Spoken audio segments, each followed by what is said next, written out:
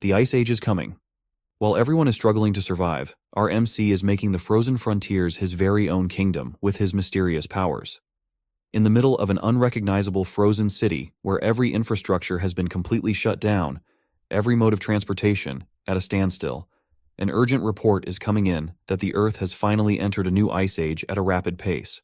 The brave correspondent braced the cold as hard as he could, his microphone freezing over with every passing second, as he informed everyone that global temperatures would continue to drop even more with no signs of stopping. But he urges the public not to give up hope. Balling his fist, he projected confidence that the government had not forgotten about its citizens in these tough times. That as long as they stand together, the people of this strong nation will overcome this daunting crisis. Just as he was about to spiel more unity propaganda to quell the masses, a whole-ass frozen airplane made a crash landing in the middle of the city, plowing through the reporter and his whole crew.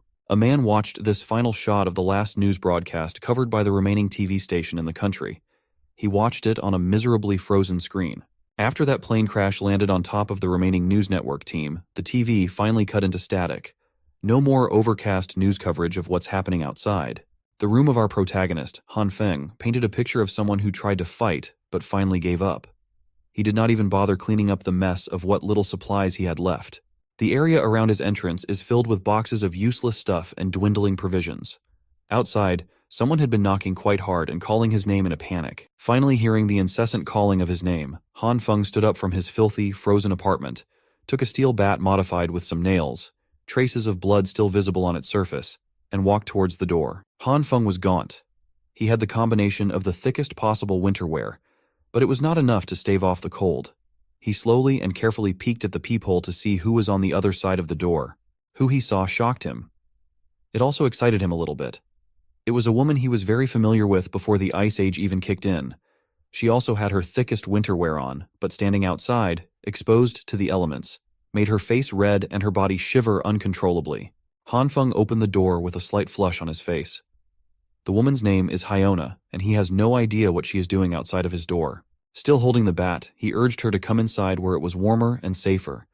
These days, the outside world has turned into a dangerous, lawless land. Hyona swung the door open wider to enter Han Feng's relatively safer room. The next thing you know, she was already grabbing him by the collar and pushing her lips onto his. Her little bonnet even fell with how fast she moved. Han Feng was surprised, but he did not pull back, and his cheeks got even redder. This deep and passionate kiss went on for way too long, if you ask me. But let our boy get some of that sloppy kiss action in the middle of an abandoned hallway outside his home. When they separated, both Han Feng and Hyona were breathing heavily, their tongues still out, spit still dribbling. The world is ending, and this is what they're doing? Totally understandable. Realizing what just happened, Han Feng pulled back and asked what had gotten into this woman that she would just grab him and kiss him the second he opened the door. Still trying to catch her breath, she confessed that she had a realization that Han Feng was the man that she truly loved all this time. Tears were starting to form in the corner of her expressive eyes while telling him that he was the one she was supposed to be with all along. It takes a crisis to see someone's true colors, to see who really cares for you. Who will be there for you no matter how hard things get. Speaking of hard, Hyona wanted to prove that what she was saying was the truth by taking Han Feng's hands and putting them against her chest to feel how fast her heart was beating. She promised that she would be willing to do anything just so they could be together now. Hearing the word anything wiped out any semblance of rationality in our boy's brain. All the red flags turned green. To finally seal the deal, Hyona started pressing her thighs against Han Feng's flagpole while grinding and pulling him closer. He did not stand a chance at all. The world might be encased in ice and supplies might be low, but he was heating up like never before, and something was rising in the lower regions. Han Feng looked at Hyona directly in her eyes as she caressed his cheeks tenderly. He confessed that those words she just said meant the world to him. However, the doorframe is not the right place for them to continue this. Hyona gently shushed him so he would not say another word. All she wants right now is for Han Feng to close his eyes and feel the moment. Against his logical mind, Han Feng did what she asked. Now that his eyes were closed, he asked what was supposed to happen next. Well, that's when another guy comes in, gripping the door ominously. This mystery guy swung the frozen door wide open, locked onto Han Feng's head, and smashed a blunt weapon with killing intent. Poor Han Feng did not see it coming. His skull was crushed while his eyes were closed. It was a bloody and brutal mess. A cruel sneak attack splattered blood all over the apartment entrance. Hyona and the mystery man entered the apartment. She shivered and stuttered, seemingly shocked that her partner in crime would actually kill Han Feng. The man scoffed and told her to stop playing innocent, for she knew that this was the only way this encounter could go. The world went to hell a long time ago. One less mouth to feed is not going to change anything. Enough about dwelling on the brutal attack. It's time to see what this Han Feng chump has been hoarding. If they play their cards right, they might even get enough supplies to survive until rescue comes. The messed up part was that Han Feng did not die immediately. He lay down on the freezing cold ground, trembling in agony while all the blood that spilled from his head wound froze as soon as it got out. He was not really clear as to what happened, but he could not move. Maybe it has come. Perhaps he was finally dying. He can finally know what it feels like to lose his life. The last thing he saw was the mystery man and that evil witch, Hyona, flirting a few meters away from his limp body. He's been touching her in places he could only dream of as he promises to reward her for her best actress performance that made the whole operation possible. As Han Feng's eyes closed for good, the hatred he felt for that cold-hearted felt unbearably heavy. He swore that if there was a next life, he would never let himself be a lovesick puppy again. In the empty darkness that he was plunged into, Han Feng started seeing little droplets of light. It started from a little speck that started growing into something bigger and more substantial. As it got even brighter, Han Feng started questioning what the hell was happening. He subconsciously extended his arm. His skin was translucent, like it was an entirely different entity. The warm light attracted him after suffering through the endless cold of the real world. May this be the path to heaven, but the golden light suddenly changed its color to red. Now, what kind of heaven has this crimson color? After being baited by the golden light and trying to reach out for it, Han Feng, or at least an abstract construct of his body, felt his limbs getting shredded like he was being put through a meat grinder. Nothing goes well for this man. It did not take too long for the crimson light to cover his entire body as he let out a miserable scream of agony. His translucent frame disintegrates piece by piece. The dark nothingness was filled with his scattered essence, and Han Feng was gone. Still feeling the pain of getting ground and deconstructed atom by atom, he woke up in a cold sweat, screaming for his life. The pain was way too real. He was seduced into closing his eyes, bonked in the head for being too horny, died a depressing death, woke up in an empty void, got tricked into being torn from an atomic level, and now he doesn't know where he is. He looked around, and the sun shone bright through his balcony. His soft and comfortable bed was nice and clean. The air felt fresh as it lifted his curtains up. Han Feng was far from the cruel world he had gotten used to. It took him 30 minutes to absorb the wild things that had happened to him over the past few hours. He spent those 30 minutes reveling in the perfect view of the residential area overlooking his apartment. Han Feng could not get over the fact that the sun was shining again. He missed its warmth and its light. He thought that he would never feel this type of comfort and warmth ever again. He just checked the date, and it seems to be that it's the morning of June 28th. As far as he could remember, the Ice Age apocalypse will start on July 15th. He was supposed to die after being ambushed, but he was somehow brought back in time half a month before the end of civilization. In other words, he has been reborn and given the ultimate second chance. Aside from the memories he retained from the previous timeline, there is something different this time. Something strange was happening inside his body, and it might have manifested in his hands. Ever since he woke up, there's been a red glow wrapped around his right hand the whole time. He tried wiping it off, waving it away, but nothing made it disappear. It doesn't hurt. It just feels warm. It did not seem to do anything else aside from the light, and he thought that he was just imagining things at first. Han Feng must have stayed so long pondering what was happening on his balcony that he started sneezing. As he wiped his nose of the mess, he noticed that the red glow in his right hand had mysteriously turned to a green one. Then something happened that made him panic. The hand that was wrapped around by the green glow started getting bigger, growing in length as if his bones, flesh, and skin were stretching out. Anyone will freak out if they see their hands doing that. Afraid and confused, Han Feng stormed into his room and slammed the balcony door shut as fast as he could. He managed to make it inside before anything more drastic happened. He was huffing and puffing for air, but the hand seemed to have turned back to normal. The green glow was still there, though, lingering and seemingly inexhaustible. Han Feng looked at it helplessly. There were beams of light shooting out of his hand. How would modern science even justify or explain a mysterious phenomenon like this? After the lengthening incident outside, now it's shrinking very slowly. The green light seems to be an erratic thing. It shrinks and grows unpredictably, not like the stationary red one at all. But that's still a mystery too. Sitting down on his couch, Han Feng suddenly felt a pang of unbearable exhaustion. He hasn't done much aside from running back inside, but he feels drained. This might be connected to the green light. Frustrated, he started swinging his arms all over the place, trying to get a semblance of a clue as to what this really was. Then it hit him. Isn't this just like those manhwa stories that he loves to read? He immediately sprinted to the kitchen and grabbed his sharpest knife. In those manhwas that he loves, the protagonist always starts their stories by being reborn. Just like them, maybe he will gain cheat-like powers. He wanted to test this out by grabbing the coolest thing he could imagine and posing with it. After a few minutes of waiting for something to happen, anything to change, Han Feng just scratched his head in shame as the sharp knife did not react with the light in his hand at all. He was so busy trying to find out if he had some fantastic, cheat-like powers that he neglected his exhaustion and the rumbling of his stomach. He's just starving at this point. Unfortunately for him, the Han Feng of the past, who's clueless about the coming apocalypse, is a lazy bastard who does not even have a single piece of edible food in his fridge. This was getting bad. He had never felt so hungry before. If he does not eat something soon, he will most probably pass out at any second now. He turned his attention towards the living room, where a clear jar of soybean snacks was just sitting quietly. These roasted soybeans were just some leftover snacks he got before the apocalypse. It's not exactly a complete and filling meal, but it will have to do for now. It should tide the hunger before he hits up the supermarket later. He grabbed one of the roasted soybeans, unconsciously using his right hand, momentarily forgetting that it had the mysterious green light wrapped around it. Han Feng was too hungry to think of anything else. So, he tossed the soybean right into his mouth, hoping to get some type of food into his system. As soon as the bean hit his tongue, a smoky explosion occurred right in his face. The fog it created almost covered his entire upper body. Much to his surprise, he was now munching on a beanstalk. It looked as though the roasted soybean had sprouted inside his mouth.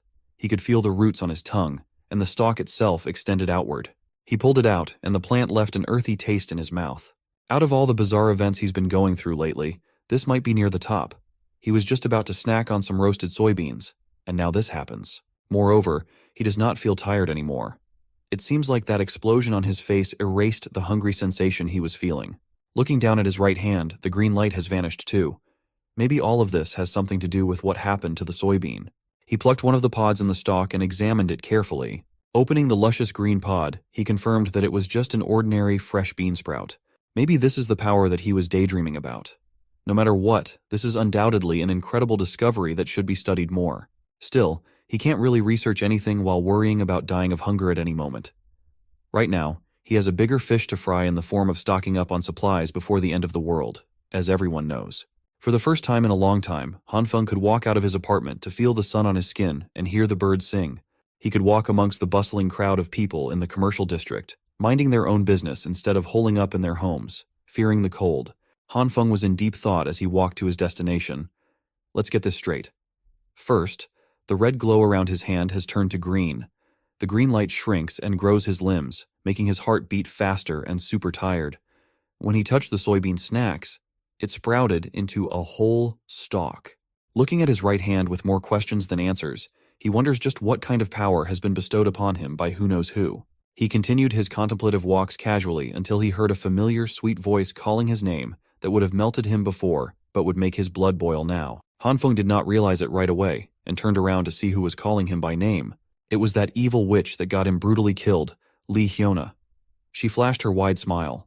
Her makeup was on point, hiding her rotten personality. She asked if Han Feng was out shopping too. She even employed her expert witch tricks, appearing as pretty as humanly possible while commenting about how it's like fate that they ran into each other in this place. Han Feng hasn't really had the chance to digest everything that has happened yet. But seeing Li Hyona out in the wild is starting to bring back the bitterness he held onto until his final breath. Li Hyona used to be the goddess of his dreams for 3 long years. He was a simp that did everything in his power to make her happy. He did all that, knowing full well that he was nothing but just another fallback guy in the friend zone. No, he wasn't even in the friend zone. He was just a piggy bank. For all those years of devoting himself and his wallet to the wrong girl, he never would have thought that she would be the one that would get him killed. Before he could go out of control, Han Feng pinched himself to stay grounded and calm. It took every bit of his willpower to do so. Thinking rationally now is not the time to take his revenge. Not yet, at least. First, he needs to take care of the supply problem unless he wants to be miserable and hungry in the Ice Age again. Li Hyona walked closer and waved her hand around his eyes while asking what he was spacing out for. This has never happened before. It used to be that just hearing her voice would make the poor sap swoon. Han Feng swallowed his hatred for the witch and faked a smile as he apologized for being speechless and for how especially beautiful she looked today. She was just so radiant that he got a bit lost in the moment. Now that's more like it. Li Hyona coyly laughed and asked when he got so smooth with his lines like that. Her lips lifted to a slight and confident smirk, thinking that he got this boy eating at the palm of her hands. So, she went for the heart kill shot with the most adorable pose in her arsenal. Lee Hyona invited Han Feng to go shopping together, but they had run into each other anyway. Now, there is a limit to how much time Han Feng could face her without losing control of his rage. So, he just walked on and apologized that they wouldn't be doing any shopping together today. Lee Hyona was stunned. This was not how it was supposed to go down. She was supposed to get some free stuff from a pathetic simp. While walking in the other direction, Han Feng couldn't help but praise the girl's technique. But he won't fall for it. He won't be used as a personal ATM again. He's not that foolish anymore. So, he went straight to the spot where he could get everything he needed. Waldemar Shopping Plaza. This Waldemar in A-City is the most extensive and most well-stocked supermarket in the eastern region. It's like Walmart. But that brand's copyrighted. Of course, when the Ice Age hits, this place will be cleaned out overnight. Back in the previous timeline, nobody ever found out just who did it and how. Han Feng had already started his shopping spree and filled up one cart with goods. He needs to stock up as much as possible before society crumbles under the sheer cold. He consulted some internet forums about some generic apocalypse survival guide, and it was surprisingly helpful. Scrolling through, he listed down the things he'd need, like food, winter clothes, medicine, daily necessities, fuel, tools, transportation, and even weapons. There's a lot to prepare, but he was so pumped to get some supplies that he forgot to take the more significant problem at hand. His personal wallet's current balance was a measly 15,000 yuan, equivalent to a little more than 2,000 USD. How was he supposed to secure a safe and comfortable life in the icy apocalypse with only this much? He's going to need a lot more cash for everything that he will need. At that moment, a message notification popped up on his phone. A notification that might be heaven's way of telling him to calm down.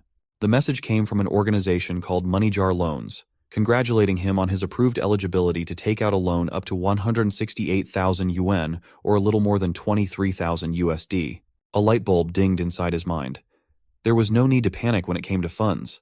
How could he forget that the convenience of technology had brought him an infinite money glitch? There are dozens of money lending apps that require minimal requirements to get a loan approved for those who are desperate for cash. They're incredibly predatory, but burying himself in debt doesn't matter, as he won't have to pay them back after the apocalypse goes into full swing. Out in the commercial district, some lady was angrily kicking an empty soda can on the curb. She's obviously upset about something. It turned out to be Lee Hyona. She looks like she is not in the best mood at all. Her eyes were full of toxic vitriol as today, one of her many simps dared to refuse to take her shopping when she got all dolled up to get spoiled. She was seriously pissed off that Han Feng would just take off like that without letting her deplete his bank account like a worthless leech. She started insulting the guy in her mind for being a pathetic loser who doesn't even own a car. Lee Hyona vowed never to be nice to that simp again. Her angry walk was interrupted by some loud honking coming from the car coming up on the road. Curious, she turned around to see what's up. It looked like a brand new truck straight out of the dealership. It was still shiny and premium looking. Han Feng was lowering the windows in the driver's seat. He just pulled up to greet Hyona as he just happened to pass her by while she was doing a walk of shame along the commercial district. Seeing the new wheels, Hyona's vow to never be nice to Han Feng again has seemingly melted out of her mind. All she saw were brand new leather seats and the smell of cash. Han Feng hopped off. When asked if the car was his, he answered affirmatively, adding that he just got it earlier. She came up to the witch and made up some story about how his dad has been killing it in the United States, business-wise, so he got some cash to blow. He even added that he just got out of the airport after dropping off his old man. Lee Hyona's face lit up. The only thing that could make that happen would be the possibility of striking it rich. So, she took a deep breath and put her game face on for Han Feng. This is the second time that she's doing this today. She looked to the ground and started trembling lightly. Knowing that Han Feng took his wealthy father to the airport today, she began apologizing for asking him to go shopping without knowing that he'd have a busy schedule. Then the waterworks came down. She started summoning those tears at the perfect time while meekly telling Han Feng that he was so cold to her earlier. She thought he was ditching a good friend. Han Feng smiled with satisfaction. This academy-worthy acting would have worked wonders with the previous him, but things are different now. He could see through it all. This silly girl was a pro. He did not hesitate to hold her by the waist, pulling her closer. His other hand took hold of her chin, and they looked each other in the eye. Lee Hyona was taken aback by the fact that one of her simps was so confidently forward. Han Feng put on an acting masterclass himself, promising to never ditch her as she's way too important for him to do such a cruel thing. For a split second, there was an imperceptible twisted smile on her face. but she quickly wiped it off. Continuing with her sincere, sweet girl act, she brought out the big guns. Lee Hyuna admitted that Han Feng's pretty special in her life too. She even invited him to have lunch and watch a movie today so she could get to know him better. Just as she was about to ask for his answer, Han Feng was already gone like the wind. It was the perfect, unnoticeable escape. Hyuna was speechless. Her heartfelt confession was actually directed towards nothing but air. Han Feng was already tinkering with the piles of boxes in the back of his truck. He was playfully complaining about how he still has to carry so many things and how busy his schedule is. Clearly infuriated that her attack did not land, Lee Hyuna tried her best to keep her sweet girl composure as she asked why he bought so much stuff. He replied that this much is nothing special. He just grabbed some things he likes. To torment the witch even further, Han Feng lied through his teeth and enthusiastically told her that he got a present for the lady too. Not wanting to overplay her hand, Lee Hyuna waved goodbye as she walked in the direction of her home.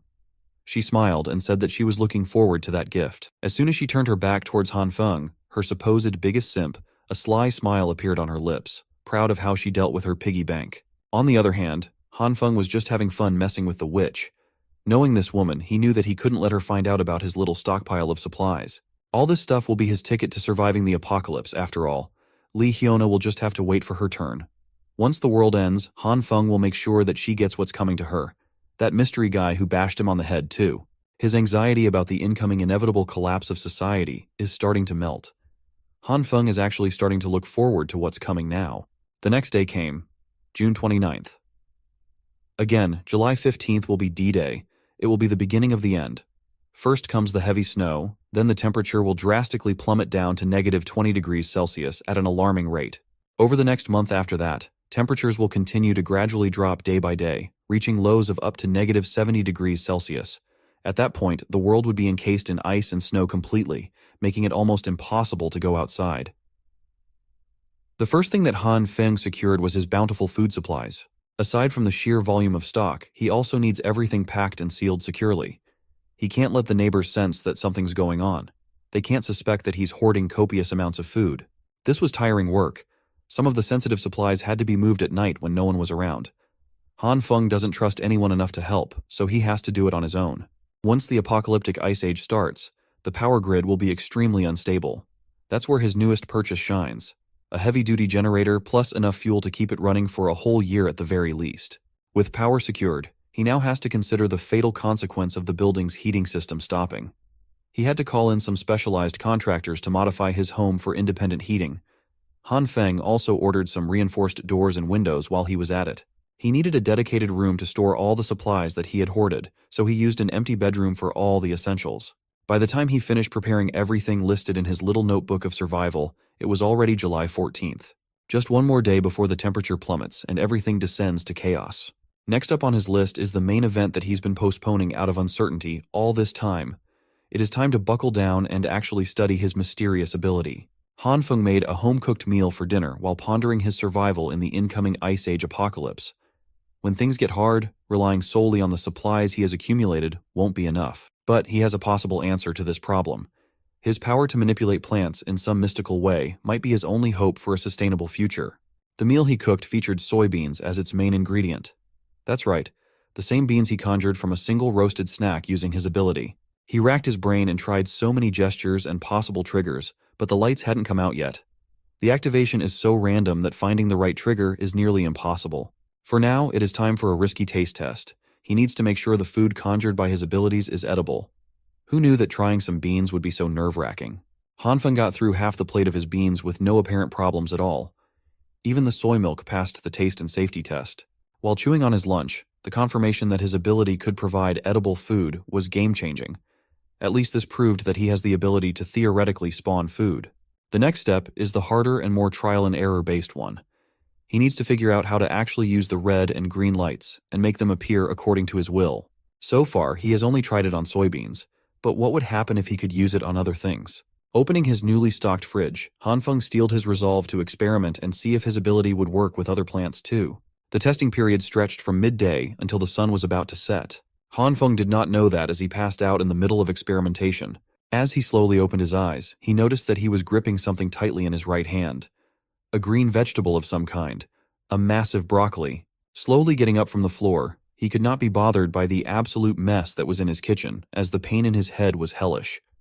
It felt like something was pounding from inside his skull. He has to take note of this sensation in the future.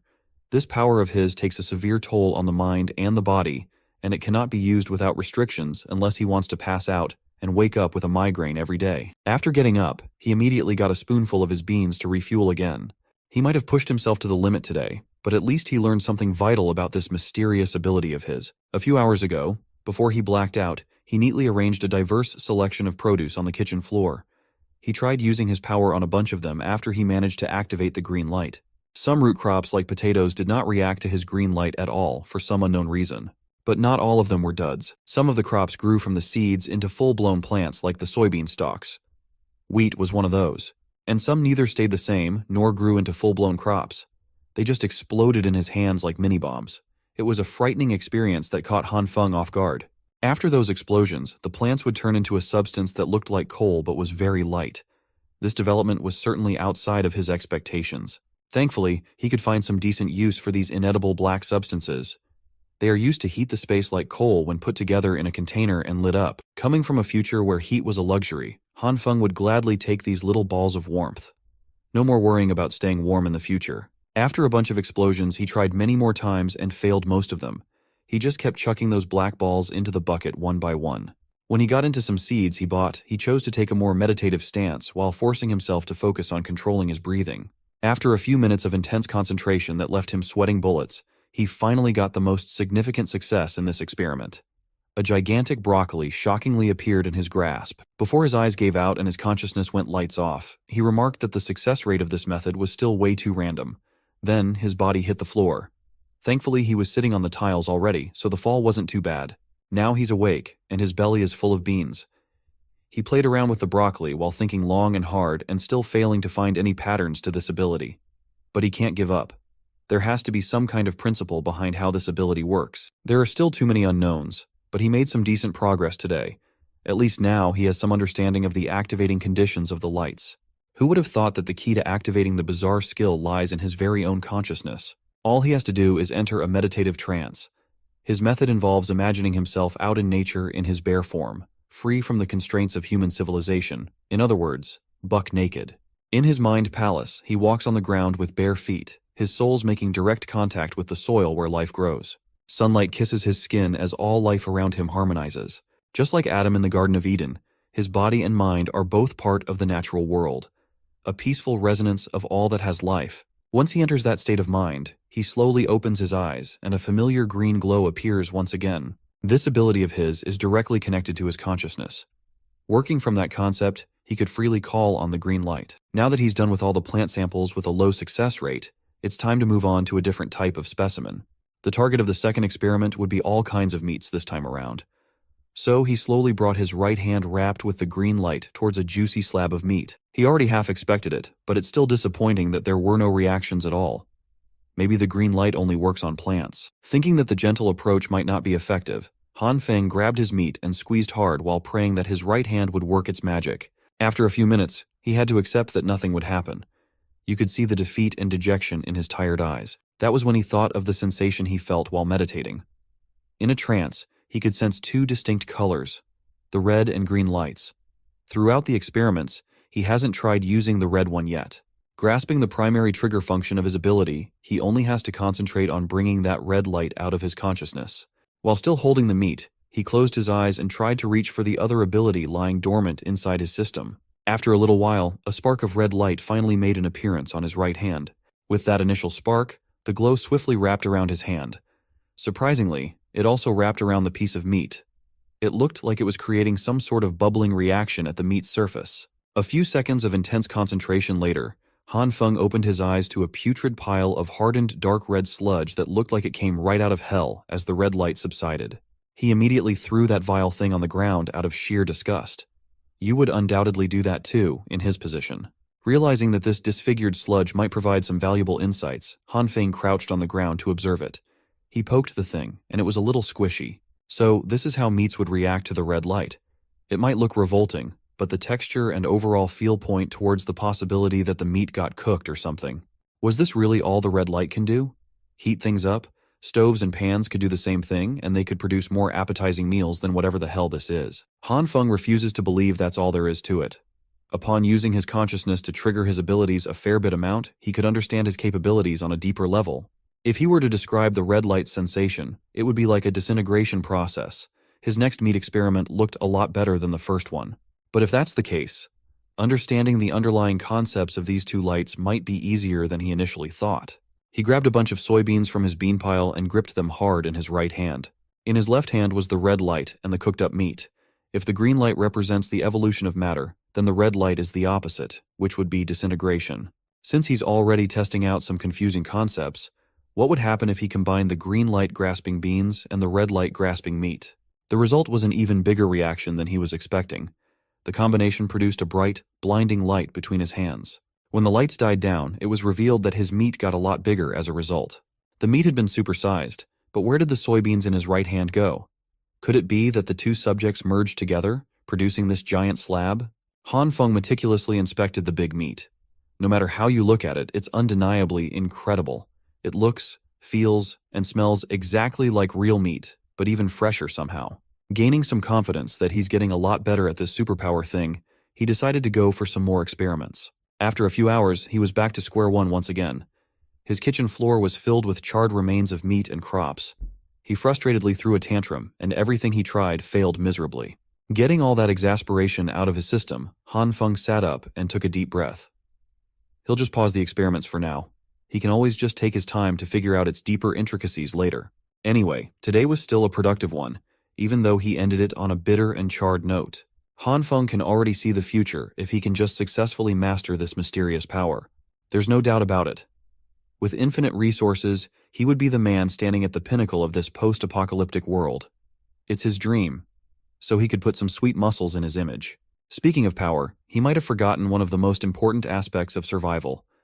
Food alone is not going to cut it in the coming days. He will be completely vulnerable with all this loot if he doesn't have a decent weapon to defend himself. He swiftly took the various crops littered around his floor. He has to hurry and find himself a weapon before the temperature goes on a nosedive. Looking out the window, it seems like the initial stages of the apocalypse have already started. Snow is beginning to fall from the skies. It's here. The public might think this is just a typical snowy evening, but it's not. Just like the previous timeline, it really is happening. The collapse of modern civilization is commencing. Heading outside, Han Feng fears that the temperatures will drop to 45 below within the week. He needs a gun, and fast. But buying a gun in this country is illegal, and he doesn't exactly have any connections to the criminal world. That's when he overheard a scandalous man yelling and boasting that he's a construction guy with millions riding on every project.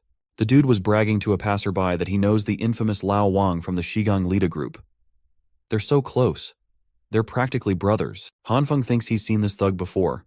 A dumbass with an exaggerated fashion style, blinged out with jewelry of questionable authenticity and over-the-top streetwear. A guy who offers everyone cigarettes for some reason. Around this area, people refer to this bleached-haired, cigarette-loving thug as Homeless Joe. Homeless Joe's real name is Li Ziyi. He likes it when people call him Brother Li, and he lives in Han Feng's neighborhood. He's reputed to be in charge of contracting projects and knows everyone around the area. If you offer him some cigs, he won't accept any other brands as he only smokes Huazi. Other brands make him cough. He's always helping his big brother with projects and looks forward to going to saunas. In reality, this bum does not have a proper job, but he always acts so busy. You often see him walking around while on a call, shouting out deals worth 20 million or 10 million as if he wants everyone to hear how successful he is. The guy is a deadbeat, but Han Feng can see that maybe Homeless Joe has the necessary connections to get what he so badly needs. So, he approached the thug, referring to him as Brother Li and saying that it's been a long time since they have seen each other. Han Feng waved with an awkward smile as he was uncertain how this guy would respond. Brother Li annoyedly asked if they knew each other as he walked closer. Being younger than Li, he introduced himself as Xiao Han, kind of like saying little bro. He swore that they'd met a while ago, so I must have forgotten. The thug complained that he's been swamped with work lately, so he can't be blamed for his bad memory. But he was pretty receptive to talk. Han Feng was being overly cautious as he was about to ask for something very illegal. He surveyed the area, looking from left to right to make sure that no one could hear what he was about to say.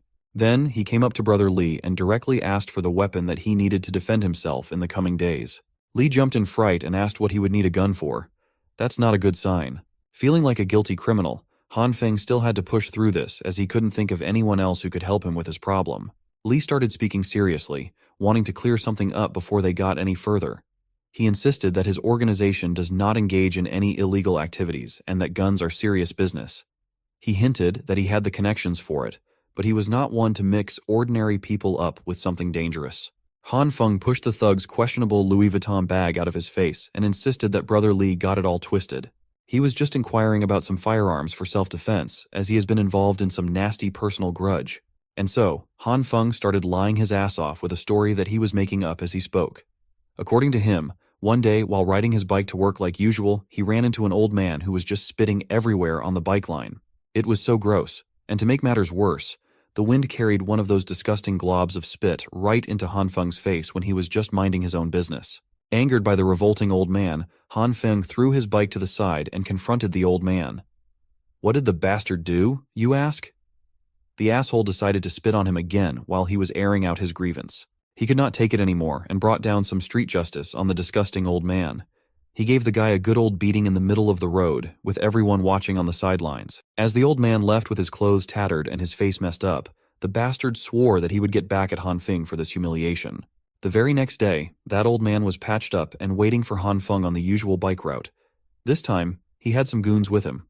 They beat Han Feng up quite badly and threatened to do it again if they ever saw him anywhere. His clothes were a mess, his face was bruised, and his body was wounded. He has never been so humiliated in his life. That is why he wants a weapon for self-defense. That's the long and short version of it. That's the story he could come up with on the spot. And it looks like it was a very effective one. Brother Li was fuming in anger as he imagined the nasty old jerk spitting on the road and hitting Han Feng. Such uncivilized behavior should not be tolerated. That's not really the point of Han Feng's story, but at least he's getting somewhere. Brother Li tapped his shoulders and assured him that this vendetta would be taken care of. He assured Han Feng that he's got our boy covered. He will just make a call to his big brother right now and they'll fetch that gun. Han Feng was starting to doubt if he made the right decision in approaching this guy.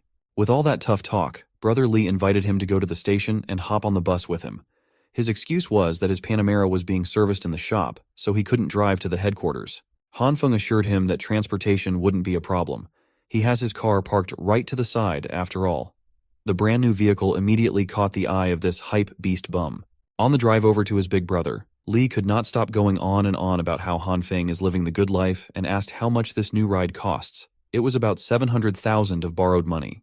As he casually gave directions to turn left at the next intersection to reach the alleged office, Brother Li kept on snapping pics of himself sitting in the new leather seats. His social media handle was Handsome Spicy Guy, and tonight's post was a picture of his dumbass face with a caption complaining about how his SUV's seat is still too hard to sit in on account of it being new.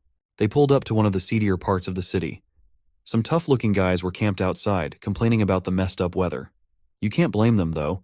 It went straight from summer to hardcore winter overnight. Seeing some crisp-looking wheels pull up, everyone turned to whoever was about to exit that car. Seeing that it was Li Zi, they flocked towards him to ask what was up. Brother Li just told them that he had some stuff to handle with Boss Liu.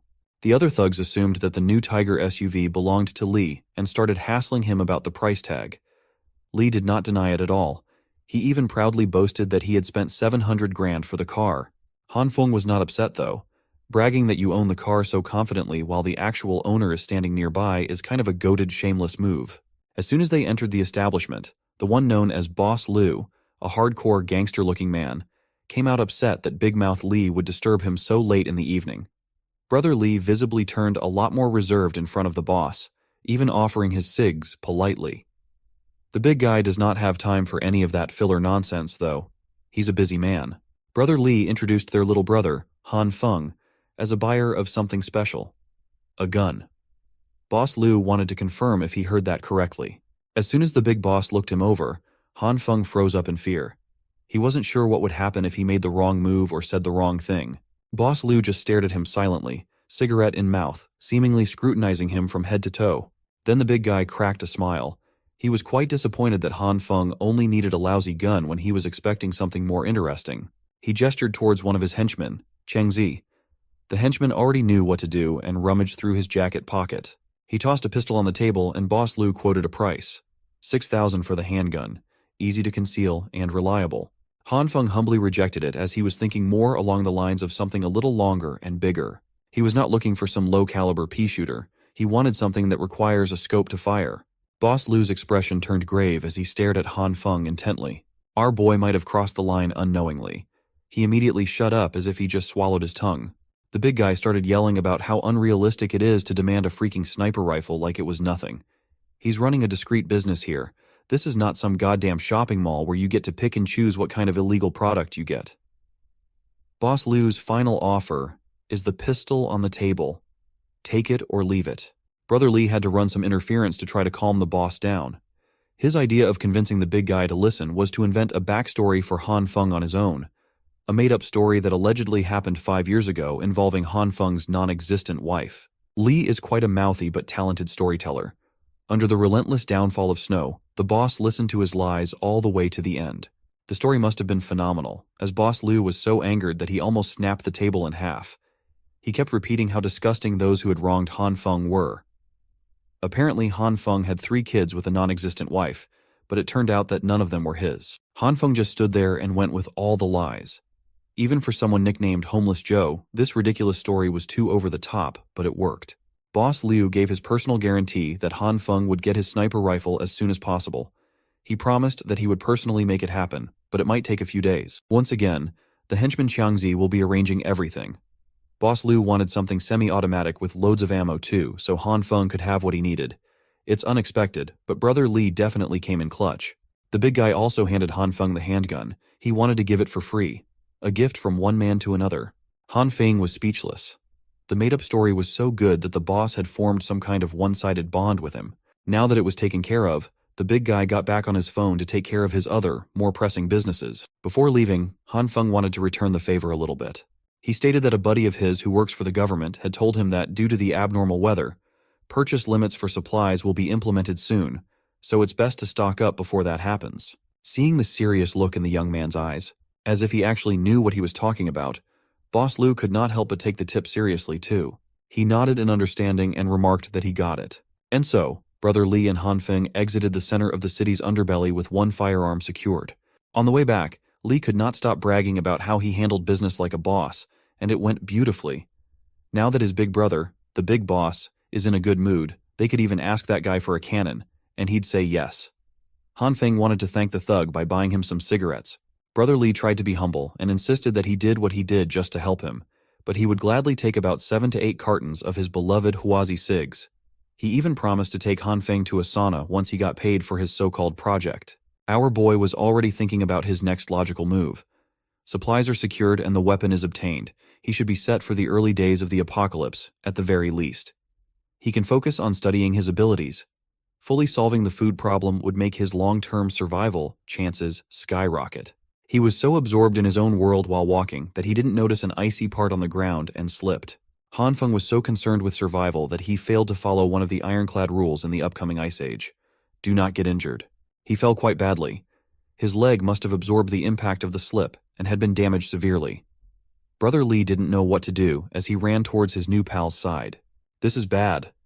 From the sharp pain he was feeling and the awkward landing, there was a very real possibility that his leg was broken.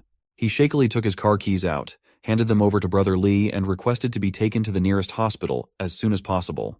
Lee just scratched the back of his head and admitted that he actually doesn't have a driver's license, insisting that he can't drive without one. But it's safe to say that this bum just can't drive, period.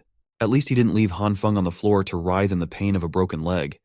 He offered his shoulders to lift Han Feng up, but he struggled hard to do so. Both of them wouldn't make it to the hospital alive at this rate, so Han Feng just called a taxi that he had to pay for since Lee is a broke bastard. Even the hospital, an essential establishment, was starting to freeze over under the intensifying blizzard. In the nurse's office, someone named Jian was left to take care of the night shift on this whiteout night. The snow was getting heavier, and the roads were starting to get buried deep. Head nurse Jian had only just started her night shift, but calls coming from the hall were already flooding in as the emergency section was severely short-staffed. The pretty nurse had no other choice but to step up. Upon getting an x-ray in the hospital, it was confirmed that he had really broken his leg. The doctor explained that there was a stable fracture on his right tibia. It would be easy to set, but he'd need to stay for an hour of observation before going home with his meds. This accident could not have happened at a worse time. It just had to occur before the apocalypse went into full swing. While looking at his X-ray results, Han Feng regretted being so careless. Brother Li accompanied him for most of the process, but the dude had to leave as he apparently had a few deals to handle. He's a real one though, and he even left his number in case Han Feng needed anything else. Now that he was alone in the hospital lobby, Han Feng sighed heavily. He wondered how he could make such a stupid mistake at such a crucial time. Looking at the chaos around him was stressful. The hospital quickly overflowed with patients, victims of accidents caused by the sudden blizzard and quickly plummeting temperatures. Emergency beds lined the hallways as a grim testament to the worsening conditions outside. As for him personally, he just wanted to get his meds and leave this place as fast as possible before the roads closed for good. Thankfully, his idle time would not be boring as a goddess had just walked right in front of him. Head nurse Jian had come to bolster the understaffed emergency room. The first bed she checked had a patient with heavy wounds. Next on her rotation was bed 5, where a patient's wounds had just been cleaned. Thankfully, the vitals were stable. Bed 5 just needed another dose of glucose in 10 minutes. She advised the attending nurse that if the patient's heart rate dropped below 80, epinephrine must be administered immediately. Throughout the rounds of the head nurse, Han Feng could not take his eyes off her. She was just amazing. Being a head nurse at such a young age, she must be a generational talent. On top of that, he saw how she dealt with all kinds of patients. She was kind and incredibly skilled. She looked like a radiant being in the middle of a hopeless place. Moreover, she was incredibly beautiful. She was working the hectic night shift, but her smile never faltered. She was basically an angel. He was so enamored that his eyes accidentally traveled to some ungentlemanly areas. Han Feng immediately averted his gaze out of respect. But head nurse Jian was just way too unaware of her surroundings. A real airhead. Suddenly, the old man sitting beside him started calling the attention of the pretty head nurse. She was not really required to tend to the patients outside of her rounds, but she still took the call with a smile. Head nurse Jian politely apologized to the old man and asked if she could come back a bit later to help, as she still needed to provide urgent care to some patients to cover for the staff shortage. The old man complained that his back hurt too much. He explained that the back pain had been worsening lately and wanted the head nurse to take a look to see what was causing it. In reality, this bastard was just a dirty perv trying to film below her skirt. Not noticing what was really happening, Jian just smiled and apologized once again, saying that for such back problems, they might need to schedule an X-ray just to be sure. The old perv started getting pushy, urging her to just take a quick look as he pointed to where it hurt. The bastard even got up from his seat to touch the angelic nurse inappropriately. Being the airhead that she usually was, Jian just laughed as she was naturally ticklish. For back problems, it's really advisable to wait for the resident physician's exam. The perv started pushing it, his hand crawling even lower from her waist. This disgusting act would have continued longer if something or someone had not made it stop. A freaking flying crutch forcefully smashed against the old perv, giving him some real back pain and knocking the phone away from his hands. Ever the kind-hearted healthcare worker, Jian wanted to check if the old man was all right. Thankfully, Han Feng came to her rescue, humbly apologizing for his crutch flying to the side as this was the first time he was using one. He bent over and went straight for the old perv's phone while blatantly questioning if it was broken or not. Just as he was about to touch it, the perv started sweating nervously and screaming at him to stay away from the phone. Han Feng did not listen. He walked all the way to the side of the room, got his bandage all messed up, and wouldn't let this freaking lecher get away with doing something so disgusting. As soon as he opened the phone, his suspicions were proven right. He looked at the creep directly in the eyes. If looks could kill, the geezer would have died by now. The proof was already there on the home screen. This perv had some nerve filming up a hard-working nurse's skirt and even assaulting her. There's no good reason why Han Feng shouldn't call security and have them escort the bastard to a jail cell where criminals love putting pervs in their place. Han Feng would be keeping the phone, and the next time he saw this old creep again, he threatened to ruin his miserable and revolting life. The old bastard knew he had no other choice but to flee and never show himself near this place again, and it infuriated him. The first chance he got up from that hospital floor and bolted out of the door like his life depended on it. Meanwhile, head nurse Jian was just confused as to how someone complaining about severe back pain could run so fast. Han Feng was shocked to see a first-hand display of the most comically naive person he had ever met. He decided to show her what the old fart was doing with the phone, filming up her skirt. Based on her reaction, she really did not notice anything wrong going on. Han Feng handed her the phone with the video footage so she could decide whether to wipe it or call the cops on the owner. He also reminded her to be more careful, so people like that perv wouldn't take advantage of her kindness. She smiled with the brightness of 1,000 stars and then asked if Han Feng's leg was supposed to be injured. The adrenaline from catching that old perv in the act must have numbed the pain from his broken leg, but now that it was dealt with, the pain came rushing back in and he screamed in agony. Thankfully, head nurse Jian was an expert when it came to mending these types of injuries and quickly set the casting back in place. She looked at him and asked if it still hurt. Han Feng thanked her for dealing with his broken leg, and now it didn't hurt at all. At that moment, it was as if only the two of them existed in the crowded room. Jian returned the gratitude as she promised to never let such bad guys get away with messing with her anymore. She would punch them really well from now on. Han Feng just wanted her to be more aware of her surroundings. Seeing as she was letting his broken leg and feet touch her front pillows, it seemed like she had not learned anything at all. She was still as clueless and unaware as ever. While Han Feng's head was in the clouds, another nurse called for Jian as her help was needed on the emergency beds. Before going back to her rounds, the angelic head nurse reminded him not to forget to come back in a week to get his leg checked again. Han Feng promised that he would, but making any plans a week from now was unrealistic. He just smiled, helplessly, for only he knew what was really going on in the world. He took the crutch that he smashed against the old perv and limped his way out of the hospital. Han Feng just accepted the fact that he wouldn't be able to see her ever again. The next day came, and the blizzard had not stopped. It had gotten even stronger instead. It had essentially frozen all infrastructure and services, making just going outside a dangerous challenge. On the morning news, emergency weather reports kept coming in about how, within the next 24 hours, all regions of the country would be experiencing heavy snowfall and a sharp drop in temperatures. Bizarre reports from overseas correspondents showed that temperatures were plummeting in every corner of the world. Dubai, Egypt, the Amazon basin, and places that should not be experiencing this type of phenomenon were seeing their land masses buried in thick blankets of snow. The nation's experts, along with specialists from 46 other countries, were rushing to the United Nations to discuss the cause of the anomalous weather. Every network kept echoing that the experts said this severe cold snap wouldn't last too long. They always ended their news reports with a public service announcement to pay attention to disaster warnings and follow arrangements made by the local government. They kept reminding citizens to remain calm, avoid spreading or believing in unfounded rumors, and refrain from hoarding supplies and panic buying, as the disaster would soon pass. Warm, cozy, and sipping wine inside his decked-out home, Han Feng clicked his tongue. The government and media just kept lying through their teeth, feeding the public BS to maintain order. If he hadn't died and come back to life already, he might even believe them. But this time was different. He was well prepared for everything that was about to come. Supplies were fully stocked, the house was reinforced, and the heating system was working flawlessly. He had been so well prepared that there was nothing to worry about for the immediate future. His phone started buzzing incessantly with messages from the Happy Housing Complex residents group chat, discussing the weird weather and how the snow was already making the roads unusable. Everyone was clearly clueless about what was happening, but not the member nicknamed Mysterious Person. Whoever this was demanded everyone's attention to inform them that the snowstorm wasn't caused by normal weather patterns, but by something within the Earth itself. Mysterious Person proclaimed that everyone should heed his words as the Ice Age apocalypse was about to begin. No one was more shocked after reading those messages than Han Feng. Who the hell is this mysterious person, and how do they know anything about the apocalypse? I guess we'll only find out if you like and subscribe.